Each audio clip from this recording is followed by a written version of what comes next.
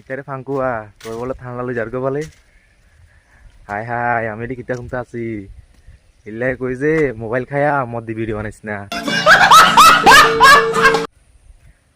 তো গাইস তোমরা পুরো ভিডিওটা দেখো, তাই বলে কন্টেন্ট ক্রিয়েটর বলে।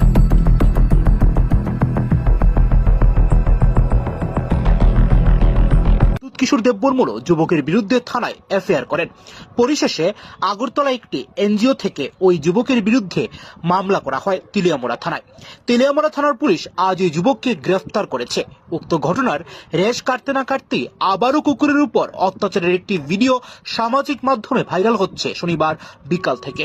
ভিডিওতে দেখা যাচ্ছে এক যুবক একটি কুকুরকে গলা টিপে হত্যা করার চেষ্টা করছে। জানা গেছে ওই যুবকের নাম বিশাল ধর, বাড়ি ধলাই জেলার কচুছড়া থানাধীন সালেমা এলাকায়। সে নাকি কন্টেন্ট ক্রিয়েটর, সামাজিক মাধ্যমে ভাইরাল হওয়ার লোভে সে নাকি এইরকম ভিডিও বানিয়েছে। এখন দেখার বিষয় ওই যুবকের বিরুদ্ধে প্রশাসন কি পদক্ষেপই বা গ্রহণ করে। সে ভিডিওটি ও সামাজিক মাধ্যমে শেয়ার করেছে মহারাজা প্রদ্যুৎ কিশোর দেববর্মন এবং ওই যুবকের বিরুদ্ধে আইন অনুযায়ী ব্যবস্থা নেওয়ার জন্য পোস্ট করেছেন তিনি।